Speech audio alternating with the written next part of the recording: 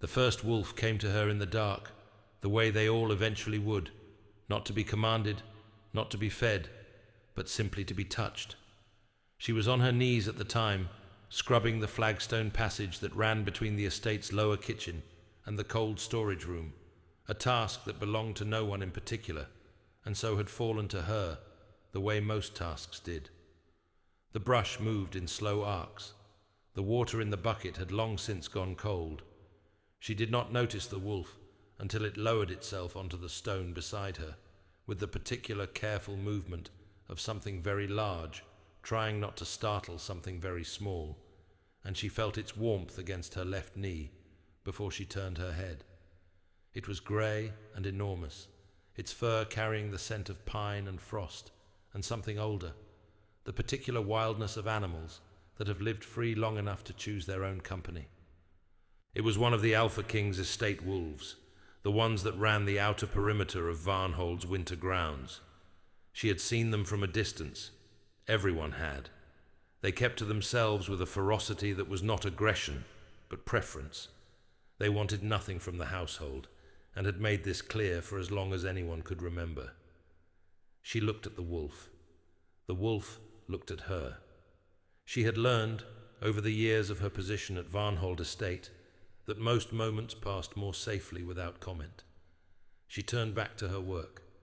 After a moment she moved the brush in another slow arc, and the wolf rested its chin on her knee, and they stayed like that in the cold passage for a long time, the water growing colder in the bucket, and the candle on the wall burning lower, until the wolf's breathing deepened and slowed, and its eyes drifted shut.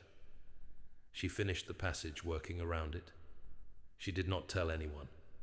There was no one to tell.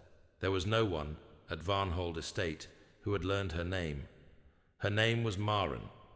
She had been at Varnhold for 6 years, arriving as part of a household transfer when the estate she had previously served was absorbed into the Alpha King's northern holdings. She was listed in the estate records as Omega-class domestic, lower rotation, which was a formal way of saying she did whatever needed doing, and whoever assigned the work could not recall her face clearly enough to assign it to someone else. She carried water. She kept records when the record keeper was unwell. She repaired seams in the linen. She had learned in 6 years every corridor, every cold morning routine, every name of every person ranked above her, and none of them had learned hers. The Alpha King was not at Varnhold when the wolf came to her. He rarely was, this deep into winter. The estate ran on its own machinery of rank and duty and habit, overseen by the estate administrator, Lady Voss, whose authority at Varnhold was complete, and whose attention Maren had spent considerable effort avoiding. Lady Voss was not cruel by temperament. She was institutional. She understood the world as a series of categories, and categories did not require names. The second wolf came 4 days later. She was in the woodyard, splitting timber for the lower quarters, the task belonging to no one in particular, and therefore to her, and the black wolf with the torn left ear appeared at the edge of the yard and watched her work for a long time before it walked across the frozen ground and sat at her feet. She kept splitting wood.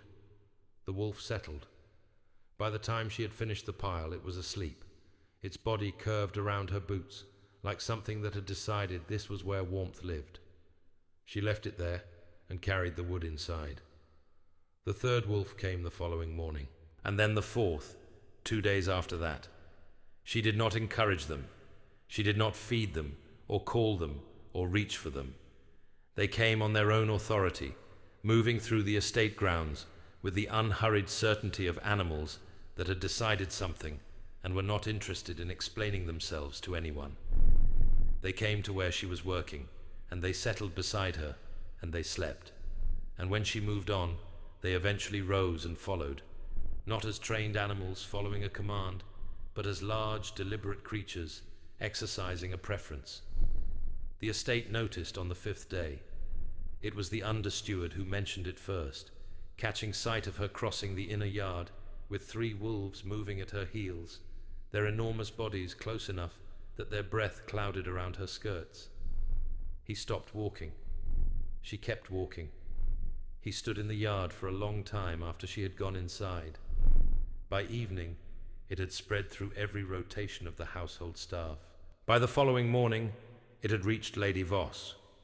Lady Voss summoned her to the receiving room before the first bell of work.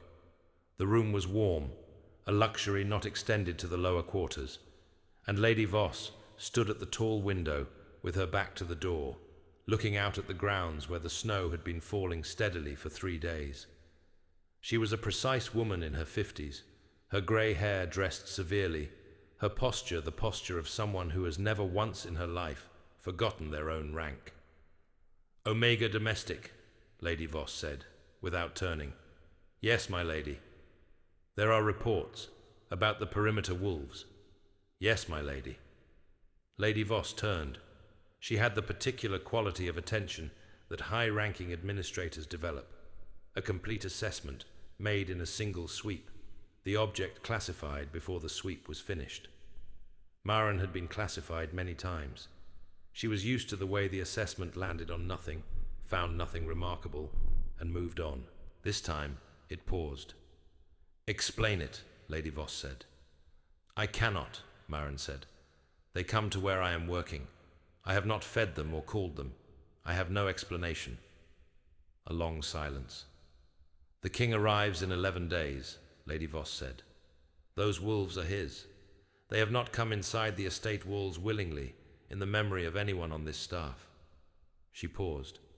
"Find something useful to do, and stay out of sight of the outer grounds. Whatever is happening will stop on its own." "Yes, my lady."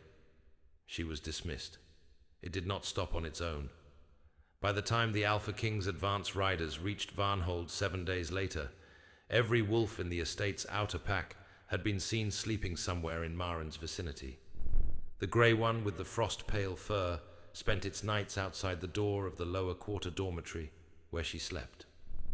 The black one with the torn ear had taken to lying across the bottom stair of the servants' passage in a way that made it technically impossible to use the stair without stepping over it, and which several household members had begun doing with a caution that was almost comical. The others moved in and out of the estate grounds at their usual hours, but they oriented differently now. They had a direction, an axis, and the axis was her. The advance riders saw them and reported it to the man who arrived 4 days later. His name was Caius, Alpha King of the Northern Reaches, and he arrived at Varnhold the way all extremely powerful people arrive in places that already know they are powerful, without performance, without announcement, without any particular effort to arrange himself for observation. He rode in under a sky that had been grey for 2 weeks, his coat dark against the snow, his company of 12 riders spread loosely behind him, and the estate assembled itself at the gate with the speed of people who had been ready for days. He was tall in the way that was not about height, but about density, the impression of a man who had been made with more material than ordinary people, who occupied space differently. His face was not handsome in any soft or available way. It was precise, marked by years of cold and decision and the particular cost of being the fixed point around which a great deal of power turned. Maren was not in the assembling household.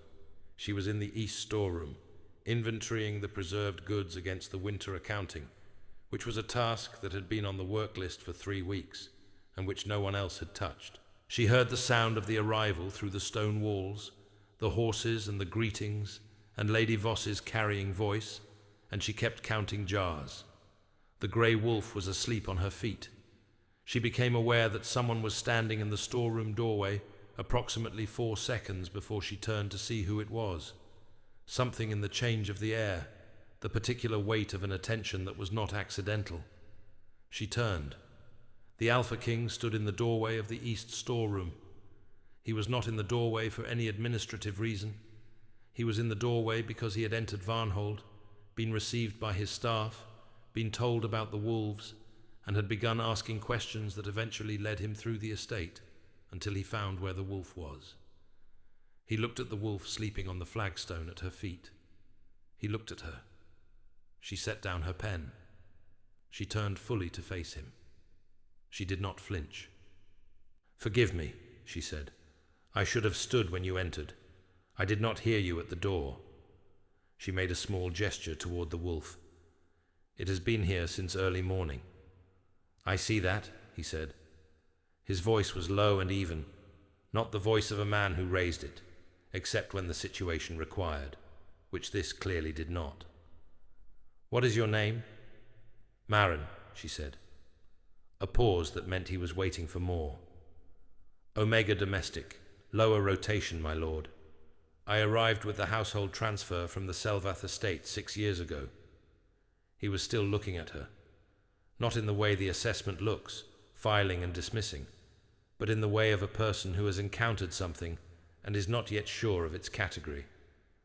"The grey wolf," he said, "has not willingly entered the inner estate grounds in 4 years."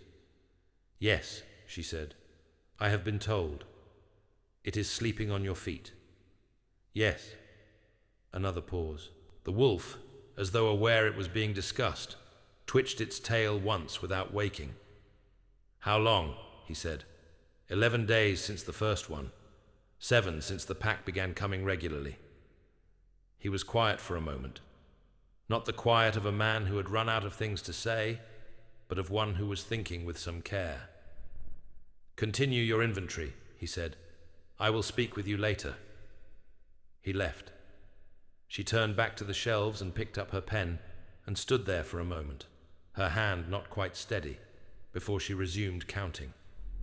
He spoke with Lady Voss first, then the estate's senior tracker, then the record keeper, an elderly man named Orvin, who had been at Varnhold for 30 years and who maintained the estate's historical logs with a precision that was its own form of devotion. It was Orvin who found the entry. He brought it to the Alpha King in the estate's small library that evening, a leather volume with the date written in faded ink along the spine, and he opened it to a page that had been turned to before, its corner worn soft with old handling. "My lord," Orvin said, "the last recorded instance of the estate wolves sleeping under an outside hand." He set the volume on the table and pointed to the entry. 99 years and 4 months ago, the winter of the old Alpha's reign, before the line passed to your grandfather's branch." He paused. "The wolves' pack at that time was descended from the same bloodline as the current pack. The record notes that they slept through the night under the hands of a woman whose name is listed in the household transfer rolls. She was an Omega Domestic." He closed the volume carefully. "My lord, it has not happened since." The Alpha King looked at the entry for a long time. 100 years, he said. "Approximately. Yes." A silence. "What happened to her?" he said. "The woman in this record." Orvin hesitated. "The record is incomplete. She is in the transfer rolls, but not the subsequent years. The entry for her rotation ends that winter." A longer silence. "Tell no one about this entry," the Alpha King said. "Not yet." "Yes, my lord." He sat with the volume after Orvin left, in the cold library with the fire burning low, and read the entry 4 times. The wolves, he knew, were not arbitrary. They were the oldest creature knowledge available to his bloodline, older than his rank, older than the estate, older than the administrative category of Omega Domestic, lower rotation. If the wolves had decided something, the wolves had reasons. The question was what they had decided. He began to watch her, not with the overt attention of authority, not summoning her, not assigning her to visible tasks, not altering the household routines in any way that would make her visible to Lady Voss's institutional calculations. He watched her the way the wolves watched, from a position at rest, without telegraphing interest, from the window of the east passage as she carried the morning water, from the library door, left open 3 inches, as she moved through the corridor with her workbasket, from the upper gallery, looking down into the inner yard, as she crossed the snow with 3 wolves moving at her heels. She never performed for the observation. She did not arrange herself. She simply moved through the estate, doing what needed doing, and the wolves moved with her, and she talked to them occasionally in a low voice that he could not hear from his distance, but that caused their ears to turn toward her with the particular attention of animals who are genuinely interested. He watched her stop in the inner yard to crouch in the snow and examine the grey wolf's front paw. Some small injury, she must have felt it in the way the wolf stepped, and he watched her hold the paw in both her bare hands and look at it carefully, and then hold it steady against the cold, while she reached into her workbasket and produced a strip of linen and wrapped it with a neatness that came from someone who had done this before. He watched the grey wolf lower its enormous head and rest it against her shoulder while she worked. He had never seen that wolf touch anyone without invitation. In 4 years, he had never seen it lean into anything. He stepped back from the window. That evening, he sent word through the household for Maren to come to the estate library after the supper hour. He had the message worded neutrally.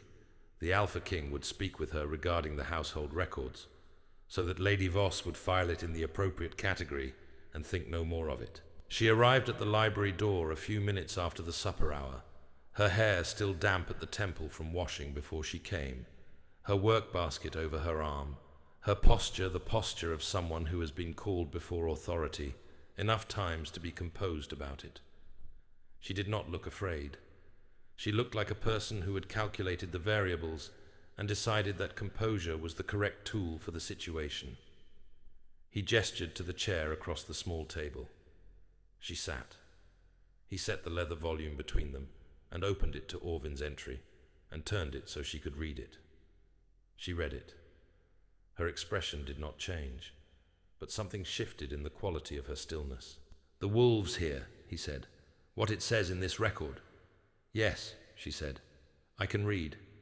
A pause. "Forgive me. I did not intend that as—" "You intended it as an acknowledgement that you understood the record," he said. "It was accurate. I was not offended." He leaned forward slightly. "The pack made a choice. In 4 weeks I have to present the estate's winter accounts to the council at Carveth. 3 council members have been raising procedural motions about the estate's operating status for 18 months, and any anomaly here becomes material in that context." He paused. "I am telling you this because you are entitled to understand the landscape, not to alarm you, to inform you." She looked at him steadily. He had not seen her look away from him once, across any of the moments he had observed. Other people looked away from him. It was a natural response to the weight of the position he occupied. She simply did not. "What do you want to know?" she said. "How it started. I was scrubbing the passage floor. The grey wolf came and lay down beside me. I finished scrubbing around it. There was nothing I did to cause it, and nothing I have done since to encourage it. You wrapped its paw today." A pause. "Yes." "How did you know it was injured?" "I did not see it limping." "There was a slight change in how it stepped. The right side was fractionally lower to compensate. I have seen it in horses. I did not think about it. I just stopped." He was quiet for a moment. "Where did you learn to read an animal's gait?" "The estate I was at before. Selvath had a kennel. The kennel master was old and had trouble with his eyes in his later years. I assisted him when I could. He taught me a few things." She paused. "I did not study it formally. I am not a healer. The wolf does not know that," he said. Something moved across her face. Not quite a smile, but the particular quality of someone who might have smiled under different circumstances. "I suppose not," she said. He looked at her for a moment, directly, in the way he had not looked at her from windows. "The council at Carveth," he said. "The 3 members I mentioned. Their concern is that Varnhold is operating with too much independent staff relative to the estate's current output. They have been building a case for a reduction in household role." He paused. "If that reduction proceeds on the terms they have proposed, lower rotation staff would transfer out. Several estates in the Eastern Partition." She received this without moving. "I am telling you this," he said, "because it is relevant to your position, not because it has been decided. It has not been decided." "I understand," she said. Her voice was steady. It had been steady throughout. "Is there anything you need from me? For the accounts, or the records, or anything that would be useful to you at Carveth?" He looked at her. "No," he said. "Not at present. You may go." She rose. She picked up her workbasket. She walked to the door. "Maren." She stopped. "The entry in this record," he said. "The woman described in this entry. I intend to find out what happened to her." A pause. "Yes," she said. "I think you should." She left.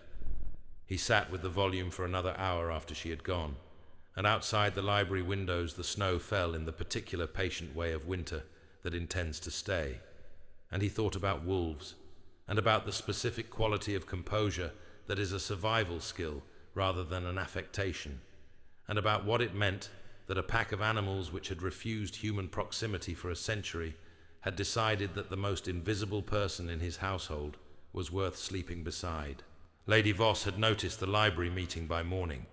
She was too precise an administrator not to, and too experienced to ask directly, but she arranged the next 3 days' work assignments in a way that kept Maren's rotation in the furthest reaches of the estate: the linen storage, the root cellar inventory, the outer passage repairs, spaces that were legitimate and busy and very far from the main house. Maren worked through all of them without comment. The wolves found her anyway. She was in the root cellar on the second day, cataloguing the winter store, when she heard the sound above, movement on the cellar stairs, the particular heavy tread that was not human. 2 wolves came down the stairs with the patient determination of animals that had identified where she was and seen no particular reason not to go there. She made room for them between the shelving rows. They settled against her legs and went to sleep. She worked around them.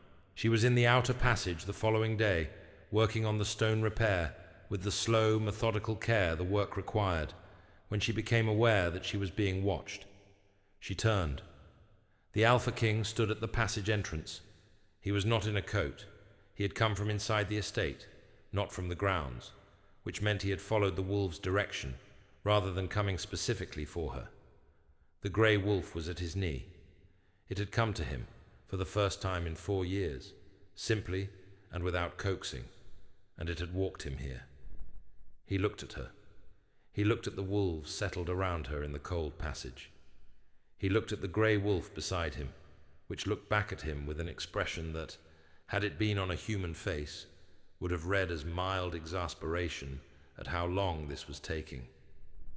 He walked the length of the passage and crouched beside her on the stone.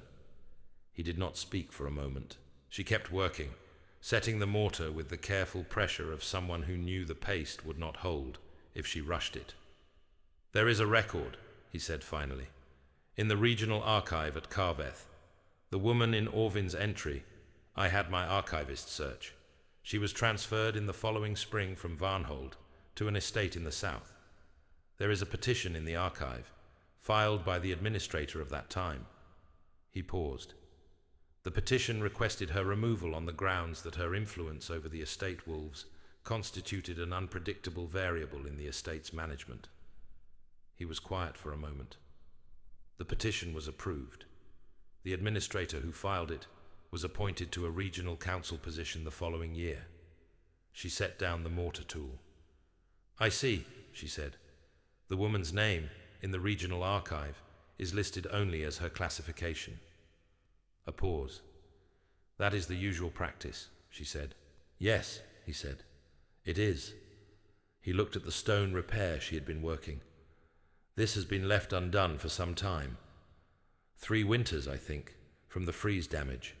No one was assigned to it. And so you did it. It needed doing." He was quiet again. Outside the passage, the snow had stopped. The particular silence of an estate after snowfall, the muffled held quality of a world padded in white, came through the stone walls. "The petition at Carveth," he said. "The 3 council members who have been building a case against Varnhold's staff levels. One of them was on the estates board in the period after the records in Orvin's entry. He is the oldest of the 3. He said it carefully, with the precision of a man who was being precise on purpose. I do not believe in coincidence as a general operating principle. She turned and looked at him directly. What do you believe in? She said. He held her gaze for a moment. Evidence, he said, and in what the wolves know that I do not. He rose. He did not move toward the door immediately. He stood for a moment looking down at the grey wolf, which had settled at Maren's side in the passage, and was watching him with calm expectation. There are 11 days before I leave for Carveth, he said. I am going to need the estate's complete records for the past 3 years. Not the administrative summary, the working records, the actual rotation logs and supply accounts. He paused. I was told you kept the records when Orvin was unwell last winter. For 8 weeks, she said. Yes. Are you familiar with the full accounting structure? I can find what you need. He nodded. He moved toward the passage entrance. He stopped. Maren, he said, and there was something different in the way he said it. Not the address of an authority to a lower rotation staff member, but the particular quality of someone saying a name they have only recently learned and are not yet certain they are allowed to use. My lord, this estate runs because of people who do what needs doing without being asked and without being seen. He looked at the passage repair, at the wolves, at the woman crouched on the cold stone in the middle of work that had been left undone for 3 winters. I am aware that I have not been looking at it. She was quiet for a moment. You are looking now, she said. He held her gaze. Then he walked out of the passage into the white morning light. He spent the following days preparing for Carveth in the way he prepared for every council engagement, with the meticulous, patient construction of an argument that could not be taken apart. He had been doing this for 22 years, since the line of authority passed to him at 20, and the council had spent the following decade testing every edge of his position, and he had learned that the council's institutional weapons were most effectively answered by the council's own institutional standards. He worked with Maren on the records. She brought them to the library each morning, not the summary volumes, but the actual working logs, the ones that showed what the estate genuinely ran on, and she knew where everything was, not because she had been assigned to know, but because 6 years of being the person who did what needed doing had given her a complete map of Varnhold's actual operations. She moved through the records with a quietness that he had come to understand was not shyness, but efficiency. She did not use words when a document could speak, did not explain when pointing was sufficient, did not perform for the observation. On the 3rd morning, he looked up from the supply account she had placed in front of him and said, You knew about the petition. She paused. Not specifically, she said, not the document, but I knew the pattern. How long? You learn the pattern when you are in the category it is used against, she said. You learn to recognize when a process that appears neutral is being used for a directional purpose. And you stayed. There was nowhere particular to go that was safer. A pause. And the estate needed people who did not leave when the work was difficult. I am not, she added carefully, sentimental about it. I stayed because it was practical. The work is real here. What I do here has effects. He looked at her. Yes, he said, it does. She reached across and turned the next document toward him without looking at him, and he read it, and they worked in the quiet library while the wolves slept at her feet, and the fire burned down, and the snow began again outside the windows. On the 6th day before his departure for Carveth, Lady Voss filed a formal notation with the estate's administrative record. Maren was shown the notation by the house scribe, who handed it to her with an expression of careful neutrality that told her everything she needed to know about how it had been received downstairs. The notation characterized the wolves' behavior as a disruption to standard estate operations. It recommended that the Omega domestic identified as the source of the disruption be transferred to the eastern rotation before the next quarter review. It cited 3 administrative precedents. The 3rd precedent was the petition from 100 years ago. Maren read the notation in the cold stairwell, She read it twice. She folded it precisely and put it in her workbasket, under the record volumes she was carrying to the library. She set the notation on the library table in front of the Alpha King, without comment. He read it. He read it without expression, the way he read everything, completely, and then a second time, and then he set it flat on the table and looked at it for a moment. She found the Carveth record, he said. Not a question. I believe so. Or she knew before I did. He was quiet for a moment. The notation cites the old petition. She could only have known to cite it if someone in the Carveth Council network had shown it to her. Maren was still. That would mean the council member you mentioned, she said. Yes. He looked at the notation. She has been reporting to Carveth on estate operations for at minimum a quarter, possibly longer. A silence. I have been keeping duplicate records, Maren said carefully. He looked at her. Of the estate accounts, she said. Not because I expected this specifically, because the working records and the administrative summaries have not matched for 18 months, and when records do not match, it is usually because someone has a reason for the discrepancy, and I find it practical to know what the correct numbers actually are. She reached into her workbasket and set a second set of documents on the table beside Lady Voss's notation. He looked at the documents. Then he looked at her. How long have you been keeping these? He said. Since the discrepancy began. 18 months. Yes. A long pause. You have been keeping a secondary account record of this estate for 18 months, he said, and no one knew. No one asks what is in the workbasket of a lower rotation domestic, she said. That is rather the point. Something moved across his face.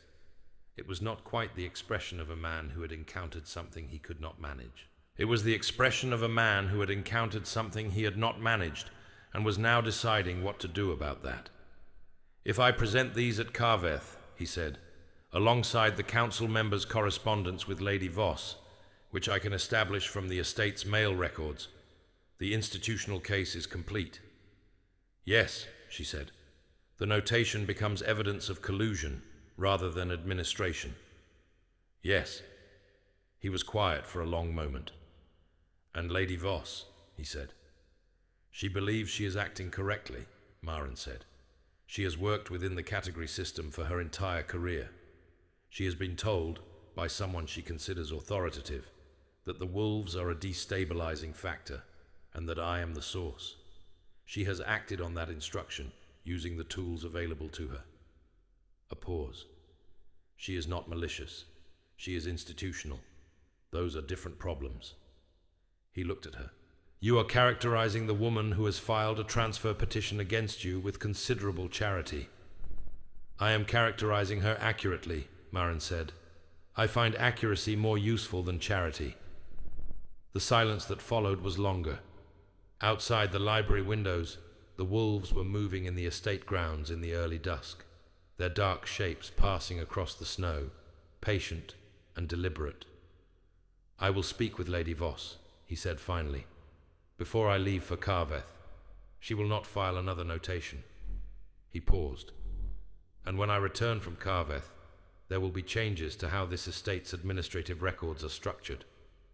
She did not say anything.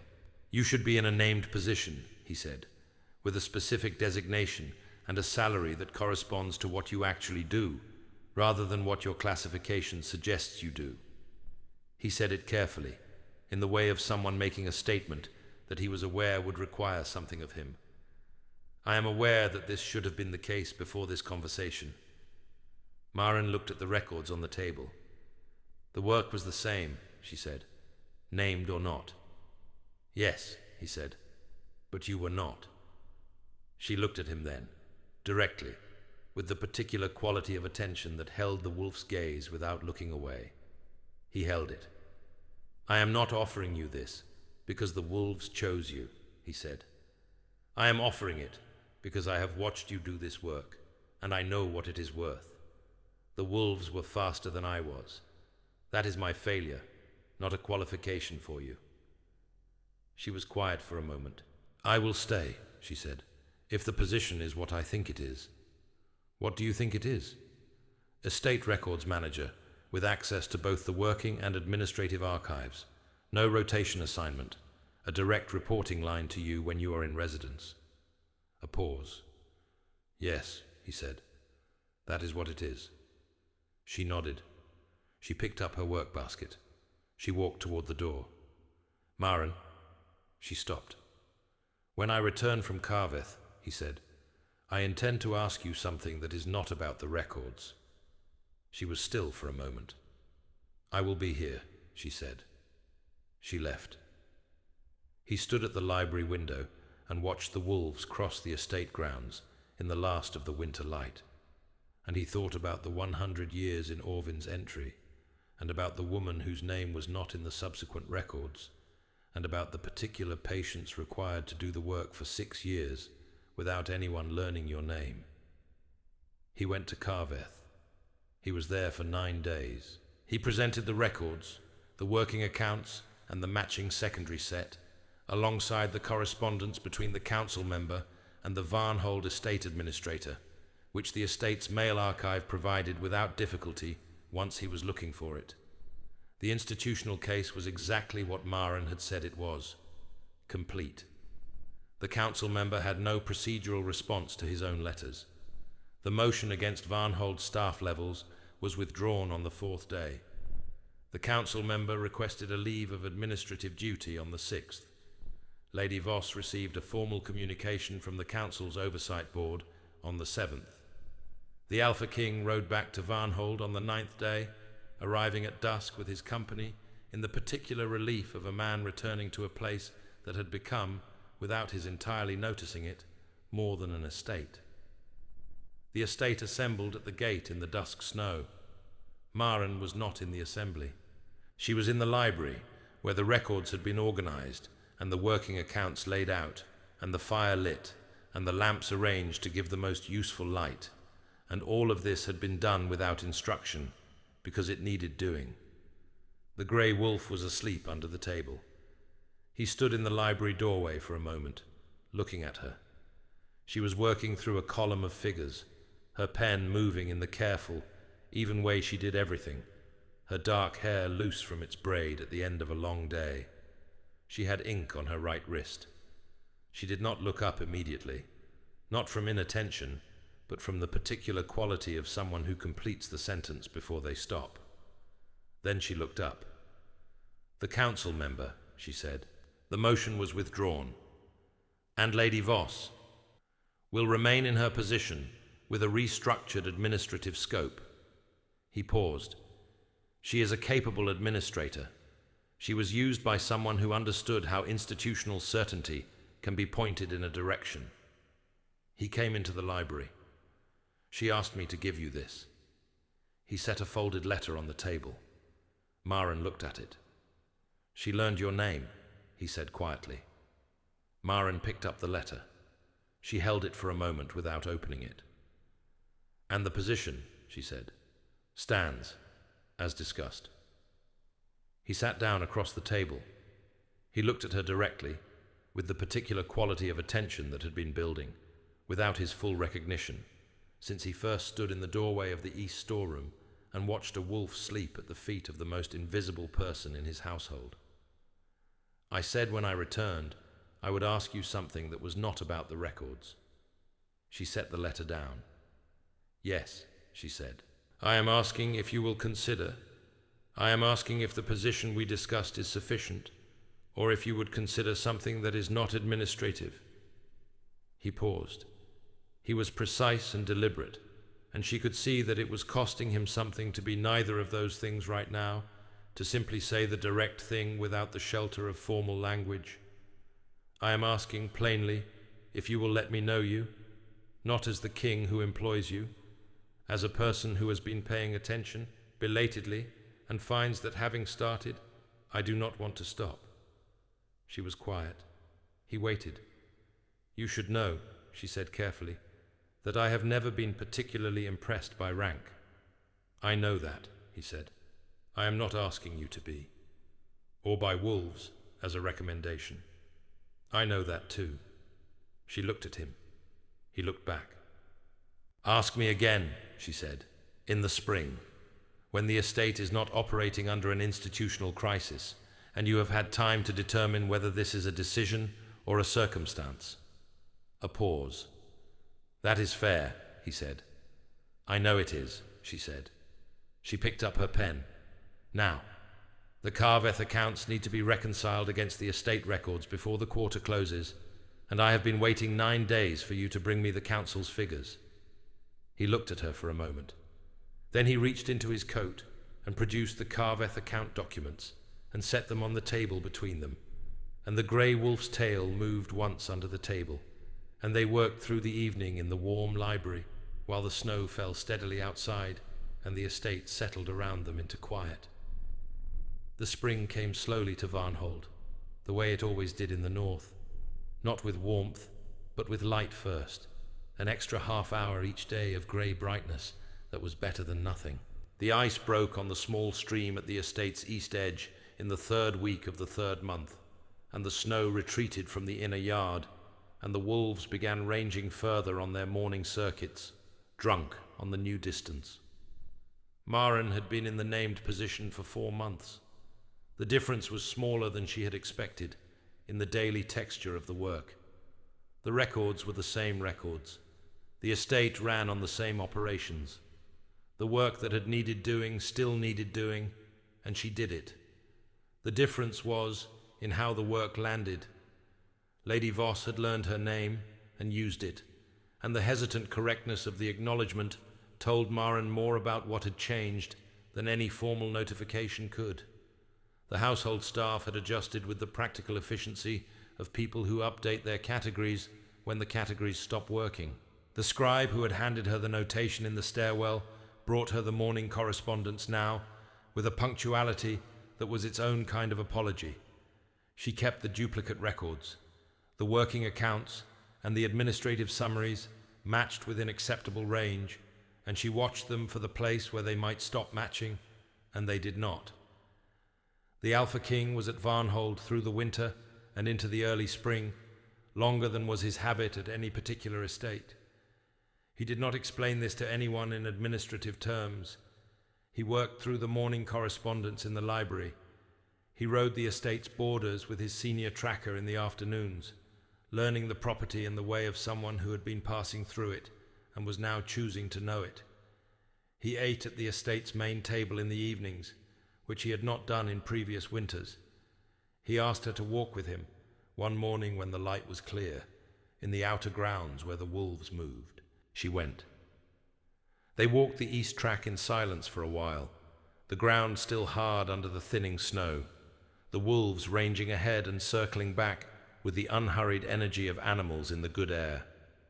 She had her coat, her workbasket over her arm out of habit, her boots finely repaired, so the cold stayed out. "Spring," he said. She looked at the track ahead. "Spring," she agreed. He stopped walking. She stopped. He turned to look at her. He had the particular quality of stillness that came from someone very accustomed to making decisions and choosing to stand in the moment before this one, because the moment before was still available. "I have been asking myself," he said, "whether this is a decision or a circumstance, as you asked me to. And it is a decision." He paused. "It has been a decision for longer than I was willing to acknowledge, which is worth saying, because the time I was not acknowledging it is time I owe you the honesty of." She looked at him. "You are very careful with words," she said. "I am trying to be precise." "I know," she said. "That is what I meant. You use precision when something matters to you." A pause. "Yes," he said, "I do." She looked out at the wolves in the morning light, the grey one with the frost-pale fur, moving through the bare branch edge of the estate forest, the black one with the torn ear, sitting on a ridge of frozen earth, watching them both with its patient, uncategorizable attention. "Ask me," she said. He asked her. She said yes. It was not a dramatic yes. It was not performed or announced to the estate grounds, or the circling wolves, or the cold spring sky. It was the yes of a person who has thought carefully and arrived at a conclusion that, once arrived at, required no further deliberation. She turned back to the track and continued walking. After a moment, he fell into step beside her. The grey wolf circled back from the forest edge and walked between them.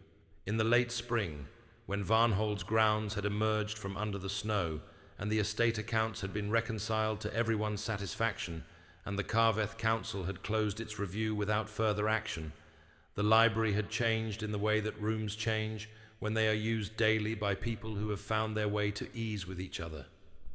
There were 2 chairs at the table now, both with cushions, because she had pointed out one morning that the library chairs were designed for people who sat in them for an hour, and he had been sitting in them for 6, and he had agreed without comment, and the cushions had appeared by the following morning, which told her something about the way he dealt with things that had been pointed out to him.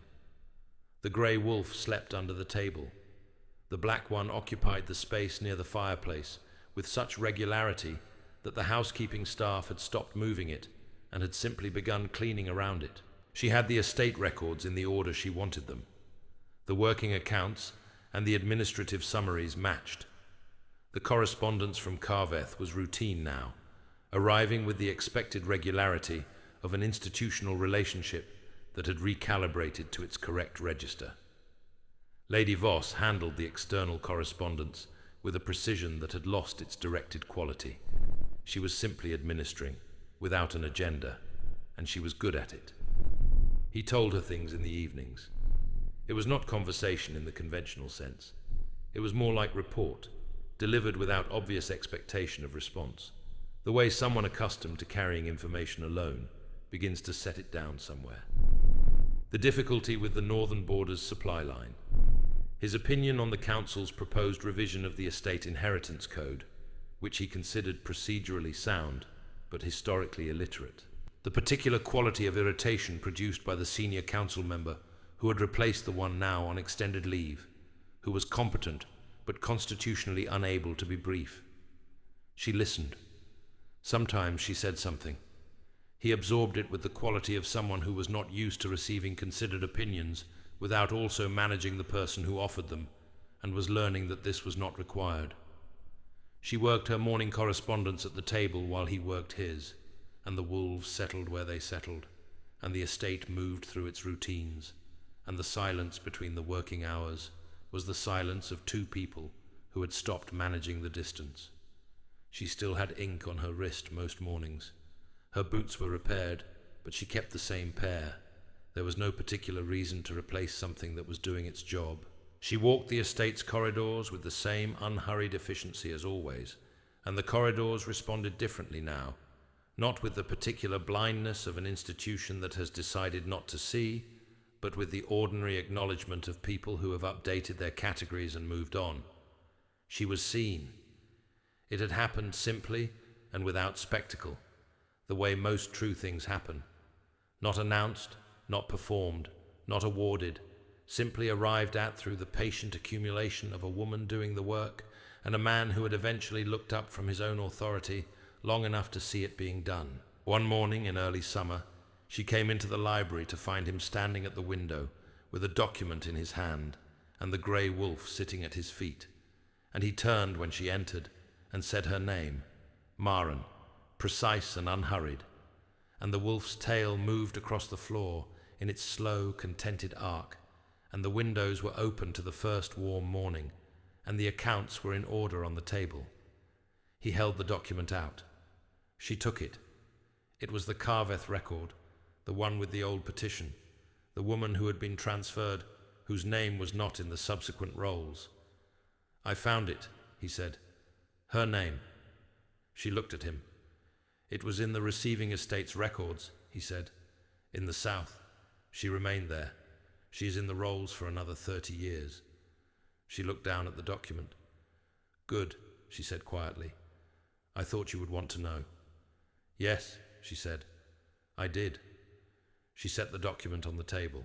She sat down in her chair, the one with the cushion, in the warm library with the window open to the summer morning, and the wolf settling back at her feet with the particular sigh of a very large animal that has found its exact correct location in the world. He sat down across from her.